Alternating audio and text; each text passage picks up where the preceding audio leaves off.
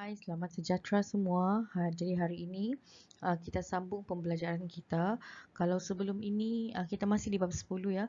Kalau sebelum ini kita belajar jenis-jenis perubatan. Kita ada 3 jenis perubatan kan. Perubatan moden, perubatan tradisional dan perubatan complementary. And then untuk setiap jenis perubatan kita juga belajar jenis-jenis ubat yang ada dalam perubatan tersebut kan. So hari ini kita akan continue tajuk baru. Apa tajuk dia? Perbandingan antara ubatan buatan manusia dengan ubatan daripada sumber semula jadilah. Okey. So bila kita buat perbandingan ni lebih baik kalau kita buat dalam jadual. So kita boleh nampak kan. So kalau ubat buatan manusia itu adalah ubat yang dikenali sebagai ubat sintetik. Okey, sintetik tu maksudnya dibuat. Okey, manakala kalau ubat daripada sumber semula jadi kita tahulah kan dia daripada tumbuhan ataupun haiwan kan, dia tidak diproses di makmal dan ubat-ubatan daripada sumber semula jadi lebih pure, tulen ya. So perbezaannya yang pertama di mana dihasilkan. Okey, kalau macam ubat sintetik ataupun ubat buatan manusia kita hasilkan di makmal and then dikilang-kilang, lepas tu komersialkan lah, maksudnya dijual di kedai-kedai kan. Tapi kalau ubat sumber semula jadi dia lebih pure lah, tulen kerana tidak diproses dan dia terus diguna pakai daripada sumber semula jadi. Okey, contoh kan kita buat perbandingan vitamin C.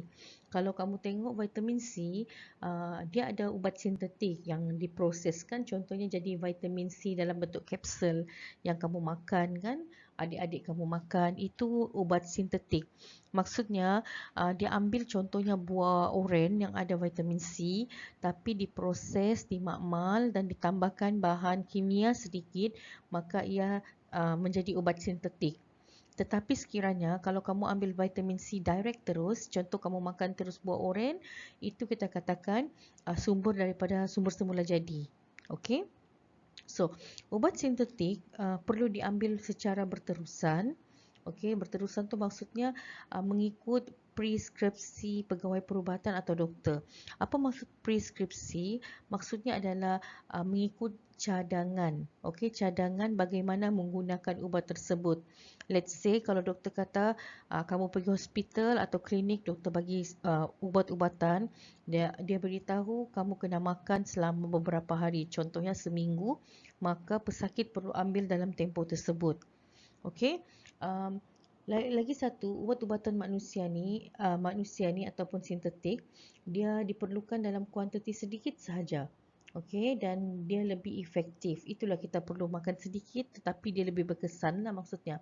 Berbanding dengan ubat dari semula jadi, ubat daripada sumber semula jadi kita perlu ambil dalam satu jangka masa yang panjang dan berterusan. Contohnya, kalau kita ambil contoh halia lah untuk membuang angin kan. Kalau kita minum sekali, dia punya kesan tu ataupun dia punya efek tidak adalah begitu ketara.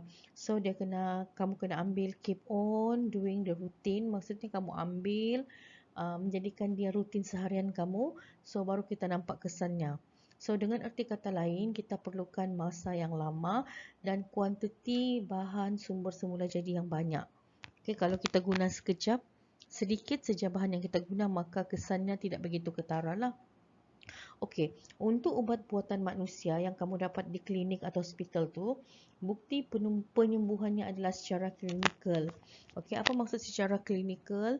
Maksudnya dia ada rekod-rekod lepas. Contoh, doktor tahu kalau makan ubat ini dalam tempoh beberapa ketika pesakit akan baik. Itu maksudnya bukti penyembuhan secara klinikal. Okey, ada rekod yang boleh dirujuk oleh doktor. Okay, manakala untuk ubat daripada sumber semula jadi, biasanya bukti penyembuhan dia dapat daripada kepercayaan ataupun pengalaman. Macam yang perubatan tradisional kan, maksudnya kita tahu ubat itu berkesan dengan mendengar pengalaman orang yang mengambil ubat tersebut. Kita belum ambil ubat ni tapi ubat dari sumber semula jadi kita dengar, contohnya ibu kita bagi tahu halia ni bagus untuk buang angin. So itu termasuk dalam pengalaman dan kepercayaan. Okey. Untuk kedua-dua jenis ubat ada kesan sampingan sekiranya satu, Okey, penggunaan tanpa kawalan. Okey, maksudnya penggunaan secara berleluasa tanpa nasihat doktor atau pegawai perubatan lah. Maksudnya kalau especially kan ubat buatan manusia yang sintetik, okey, kamu ambil tanpa uh, preskripsi daripada doktor. Maksudnya kadang-kadang kamu overdose kan. Macam yang kes kedua dia kata terlebih dos lah. Okay, that's why lah kalau kamu nampak, kalau dulu, okey, ubat batuk bukan ubat terkawal.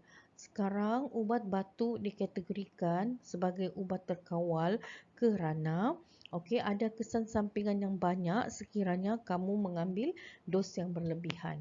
Okey, something like that ya.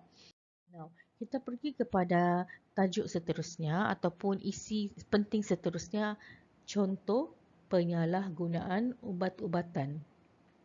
Okey, untuk bab ini ataupun satu topik ini, kita akan tengok beberapa contoh penyalahgunaan ubat-ubatan. Yang pertama, pengambilan secara berlebihan lah, especially untuk ubat sintetik ataupun ubat yang kamu dapat daripada hospital atau klinik kan. So, pengambilan secara berlebihan pasti akan mendatangkan keburukan ya. Yang kedua, mengambil ubat-ubatan tanpa tujuan, bukan untuk tujuan perubatan. Contohnya dia saja-saja makan, okey. Dia mau rasa bagaimana ubat batuk punya rasa. Bukannya dia sakit tetapi orang itu mengambil untuk suka-suka. Itu pun contoh penyalahgunaannya. Okay, next. Penyalahgunaan ubat juga dikategorikan apabila tidak pengambilan ubat itu tidak mengikut peringkat umur.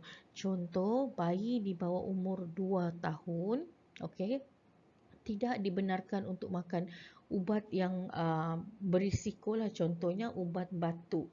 Sebab kalau kamu perasan, ubat batuk selepas kamu minum kamu akan rasa mengantuk. Okey, dia ada side effect yang automatically dan cepat ya. Jadi ia tidak sesuai diberikan kepada bayi ataupun kanak-kanak ya.